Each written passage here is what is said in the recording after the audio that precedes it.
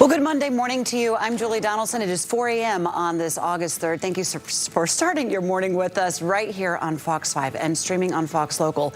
Here's what is happening today.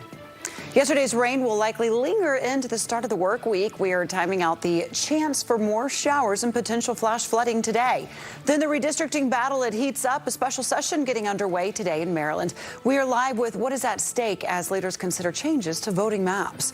Plus a massive late night reversal from acting attorney general. The decision made surrounding President Donald Trump's controversial anti-weaponization fund.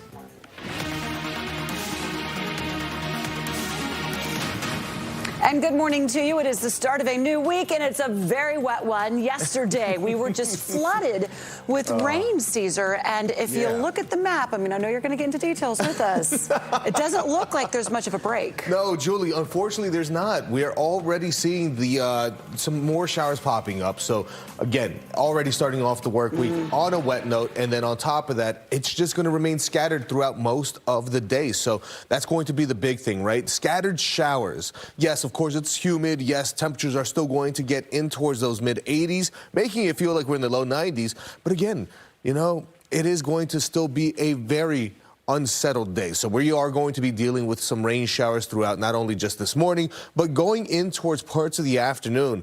Good thing is, though, we do start to see some break in the rain, but for how long? Well, I'll have those details here coming up in just a couple of minutes. Until then, I'll send it back to you. Okay, thank you, Caesar. Let's check in on our top stories this morning. Prince George's County Police, they are searching for a missing man.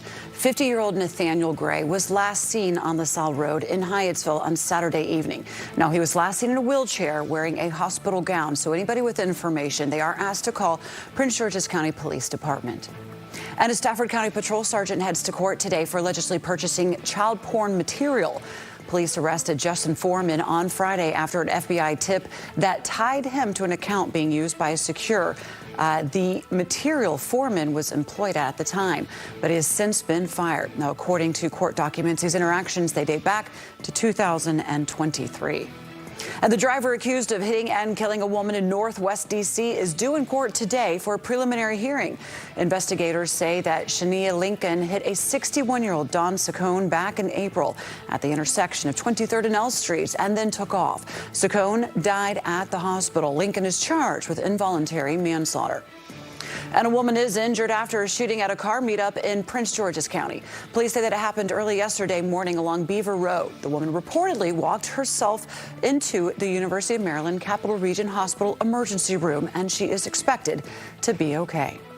In Centerville, Virginia, the U.S. Marshals, they capture a 23-year-old man accused of killing a family member. Prince William County Police say that Thomas Linwood Brown shot 21-year-old Ricardo Xavier Haley during the fight at the Fitzgerald Apartments in Woodbridge last week. This morning, Brown faces a number of charges, including second-degree murder. And another redistricting battle is heating up in our region. This time, Maryland's General Assembly is gathering for a special session on redrawing its congressional map. Fox 5's Melanie Almwick is live in Maryland State House, where a rally is set to take place to support the effort. Good morning, Mel. Good morning. So, you know, the Maryland Senate had initially rejected calls for partisan redistricting, saying that a court would likely throw it out. But lawmakers now say the landscape has changed. Today's special session here in Annapolis will consider whether to amend Maryland's constitution and thereby open the door for a statewide vote on redistricting. If approved by 3/5 of the full legislature, it would become a question on this November's ballot. Then, if approved by voters, Democrats could work to redraw the congressional districts before the 2028 election.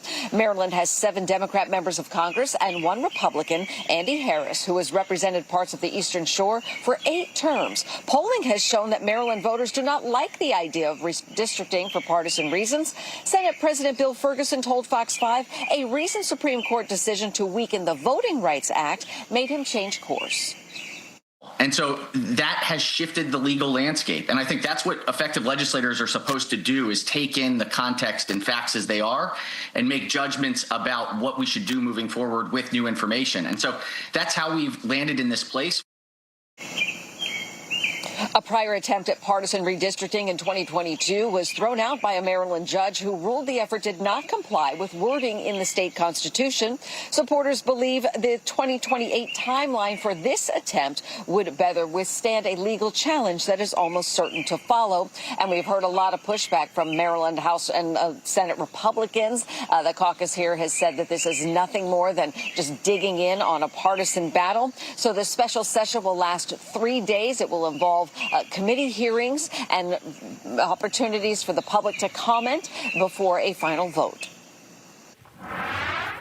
Well, in Virginia, it is back to the ballot box tomorrow for the state's primary. Voters will be able to decide on several key races, including U.S. Senate as well as House and local races ahead of the November midterms. Polls, they will be open from 6 in the morning until 7 p.m. Let's take a live look outside for our weather and traffic on the 5s. Everything is calm right now, but the roads, they're a little bit wet. Maybe the rain's going to be coming hit or miss throughout the day, but we know yesterday we had plenty of rain that was coming down. So today, I guess everybody needs to know, do they need to bring their umbrellas, their galoshes? Just how much rain are we going to anticipate, Caesar? Well, Julie, luckily it shouldn't be as heavy as yesterday, so we do have that benefiting us. But one thing is, though, we are expecting to see temperatures a little bit warmer, right? Most of us were quite, I want to say, comfortable despite the fact that we had quite the humid condition out there, right? Temperatures were reading around 84 degrees both at Reagan National and at BWI, 81 over at Dulles. So again, you can see that's well below the daily, the average that we see for our daily highs this time of year. So not bad at all, but we are already starting off quite warm out there. Look at that. Most temperatures already in those mid-70s for us. This already gives us that warm base to work off of. And despite the fact that we may not get the best kind of sunshine out there, we are expecting to still warm up quite, quite gradually, right? We do have a lot of winds out of the south, and that's going to be the big thing. As that continues to push on in towards our area, it's going to continue the humidity and also these rain showers until that cold front passes through. And you could already see the rain showers returning for the most part. Most of central Virginia, northern Virginia now is starting to slowly get some of those rain showers moving back in. Of course, it'll be here closer in towards the district and then into parts of Maryland as well. So we're certainly seeing that the wet weather continues here, and that's really what we can expect here for the next few hours.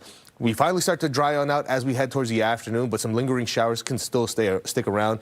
And while temperatures are expected to stay in the mid-80s, it'll feel like the low 90s. So certainly make sure to stay hydrated and cool. We'll talk more about when we can finally see a break from the rain and just how long it lasts in my full forecast in just a couple of minutes. Julie?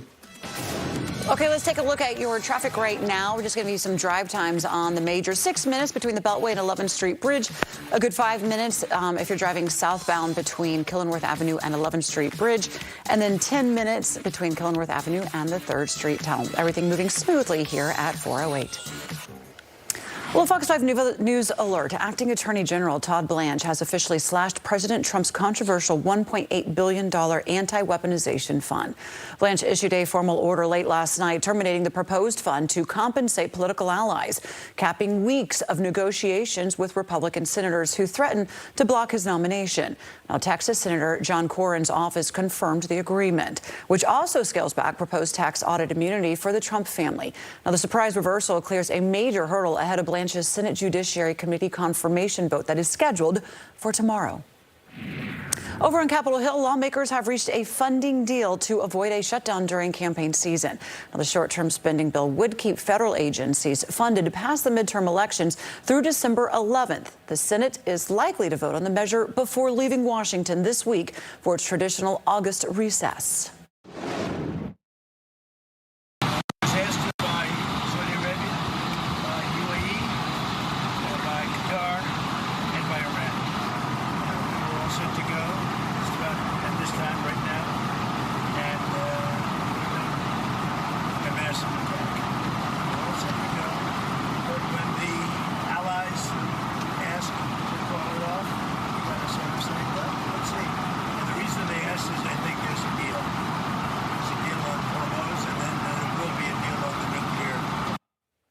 President Trump says a deal with Iran may be on the way after calling off a new round of strikes on the country.